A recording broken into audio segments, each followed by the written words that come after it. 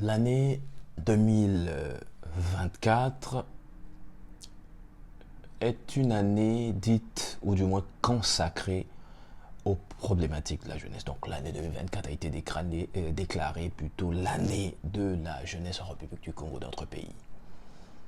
Cette capsule, je veux m'apesantir sur la question parce que pour moi, il est important quand même de se dire qu'on est un pays de à peu près 6 millions d'habitants maintenant avec les nouvelles données mises en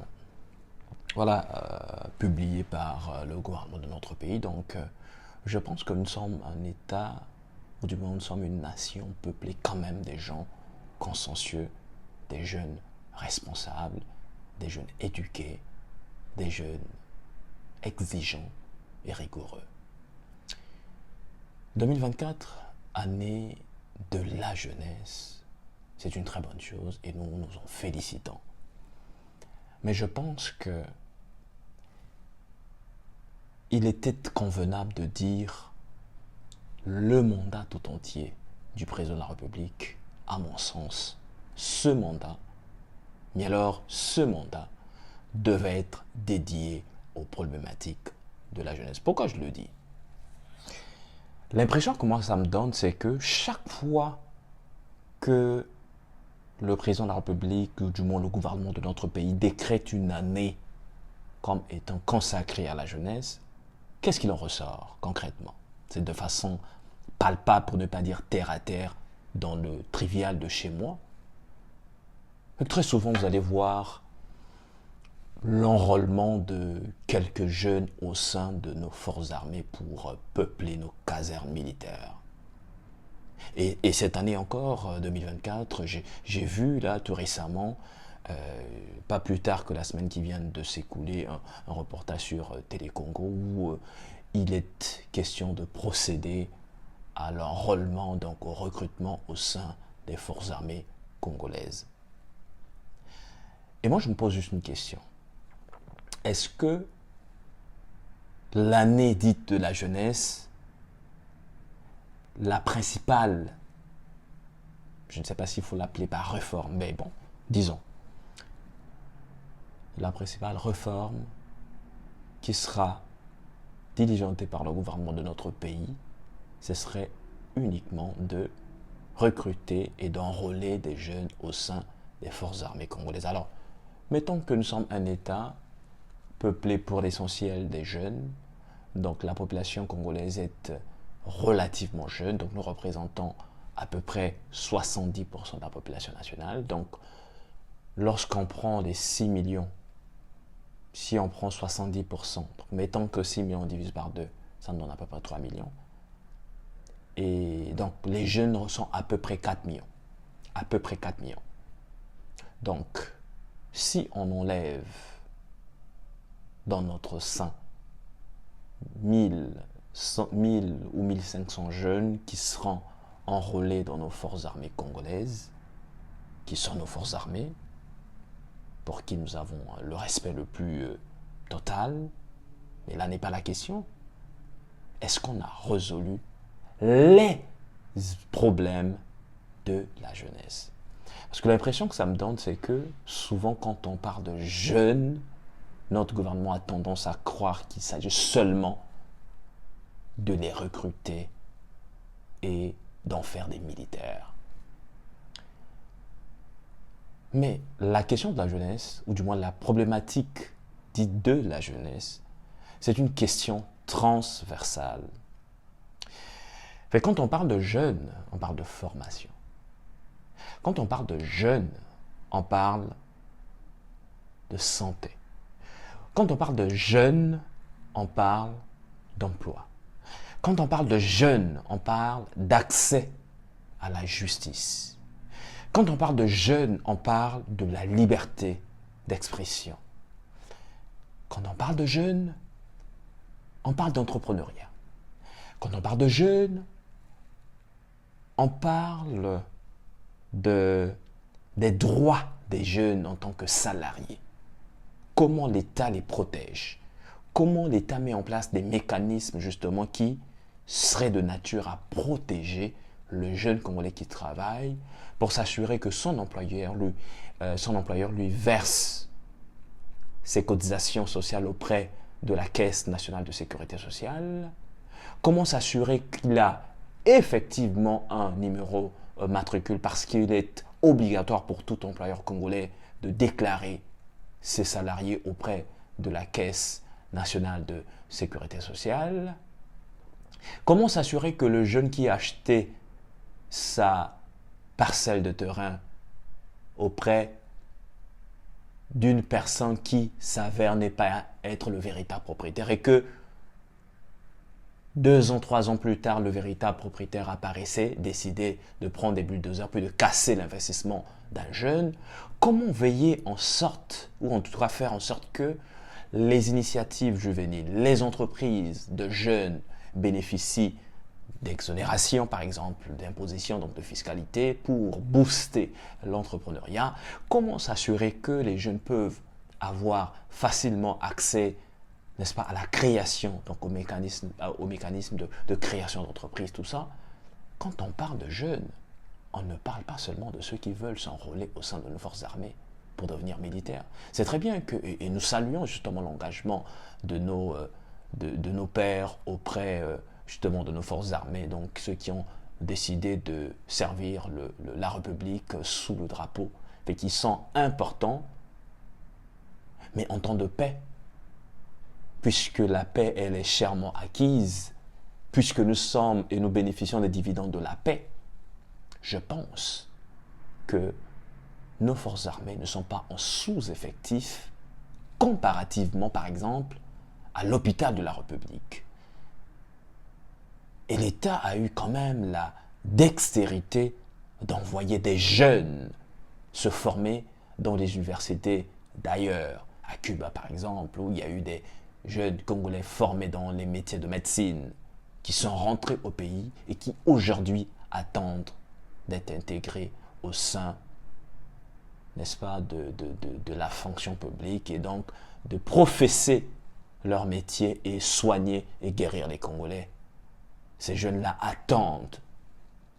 Et pour l'instant, le gouvernement ne trouve rien à dire à ces jeunes-là qui, malheureusement, là, sont là, laissés pour compte. Et il nous sort comme ça des tours de magie. Maintenant, il faut enrôler au sein des forces armées. Mais nous sommes en temps de paix.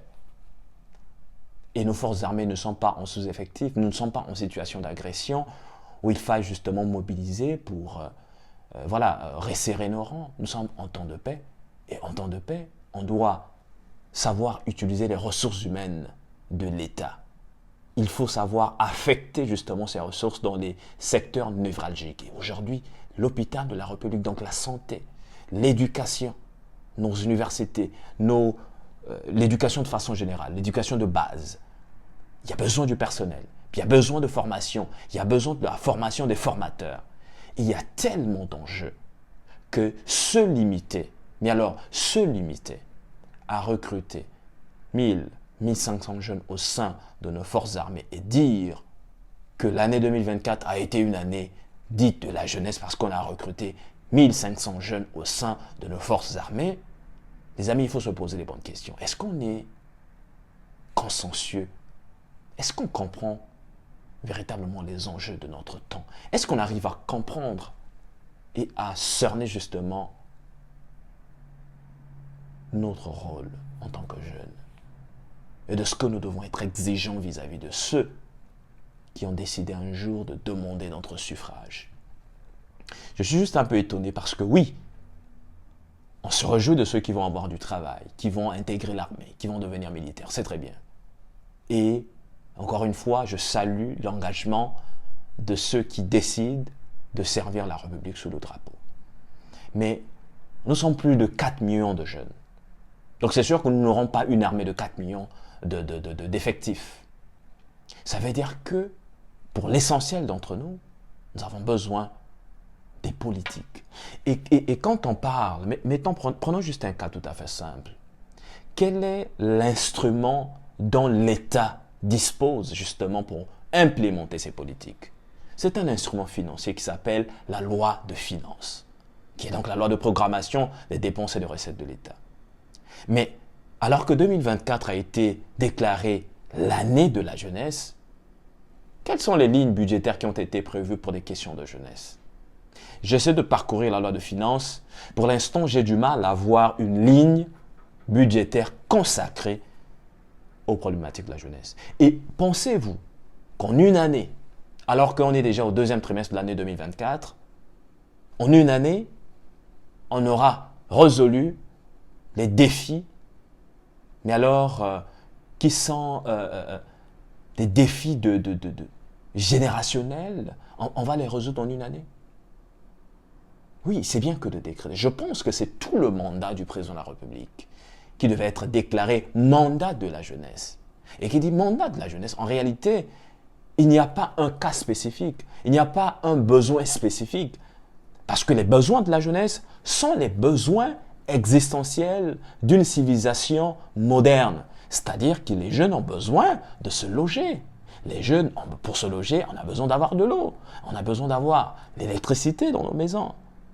L'eau et l'électricité permettra à certains d'entreprendre, de se créer des ateliers de soudure, d'aucuns des ateliers de coiffure ou des ateliers de couture, par exemple. Mais ils ne peuvent malheureusement pas entreprendre s'il n'y a pas d'eau, il n'y a pas d'électricité. Donc vous voyez que, en pensant résoudre le problème de la jeunesse, en ne regardant cette question que sous le prisme de recrutement, ils ont faim, ils ont besoin du travail, mais on passe à côté de ce qui est véritablement l'enjeu et de la bonne façon de poser la question. Parce que le jeune qui travaille, il aura besoin d'avoir de l'eau chez lui à la maison. Il aura besoin d'aller travailler, donc il aura besoin de la route. Il aura besoin de s'éclairer chez lui à la maison. Il aura besoin de se soigner. Voyez? Il aura besoin de se former. Voyez? Il aura besoin, voilà, je le prends comme ça, d'entreprendre. Il aura besoin de manger, donc l'agriculture. Il aura besoin de toutes sortes, mais alors de toutes sortes, tout un tas de choses. Et donc, ne prendre cette question de jeunes que sous le prisme de ils ont faim, puis ils ont besoin d'être intégrés au sein de l'armée, je pense que c'est mal poser la question. Et malheureusement, on passe à côté de l'essentiel.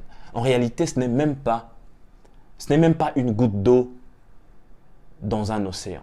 En réalité, en décidant de prendre 1500, même si on décidait chaque année de prendre 1500, on ne va jamais enrôler les 4 millions de jeunes que nous sommes, et qui ont besoin d'avoir des perspectives pour leur avenir, qui ont besoin de voir leur pays aussi s'émanciper comme les pays des autres.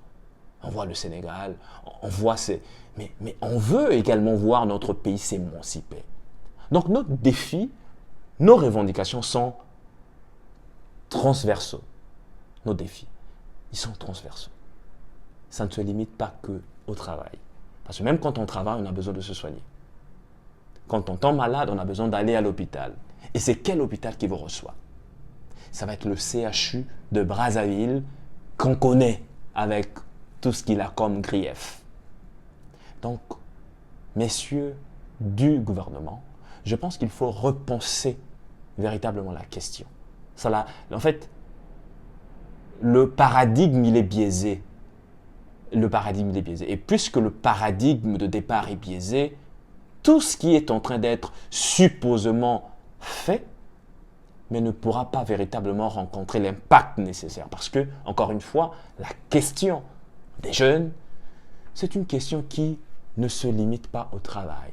Ça va au-delà. En fait, c'est une question même qui touche l'existence même de la nation congolaise à l'ère moderne. Et ça suppose des commodités les plus usuelles, à savoir l'eau, l'électricité. Maintenant, on parle de l'éducation, on parle de la formation, on parle de la santé, et j'en passe. Donc voilà comment il faut reposer et repenser cette question, parce qu'elle a été mal posée. C'est tout le mandat qu'il faut consacrer à la jeunesse. Et pour l'instant, la loi budgétaire, la loi de finances, rien n'est véritablement prévu pour la jeunesse. Donc il faut repenser cette loi de finances. Je ne sais pas, il reste combien d'années pour le mandat en cours, mais je pense que c'est peut-être la moitié, donc la dernière moitié du mandat du président de la République qu'il faut véritablement dédier aux problématiques de la jeunesse et donc implémenter des politiques de nature à juguler les défis qui sont les nôtres. Quand j'ai dit cela, je vous remercie. Mon thèse.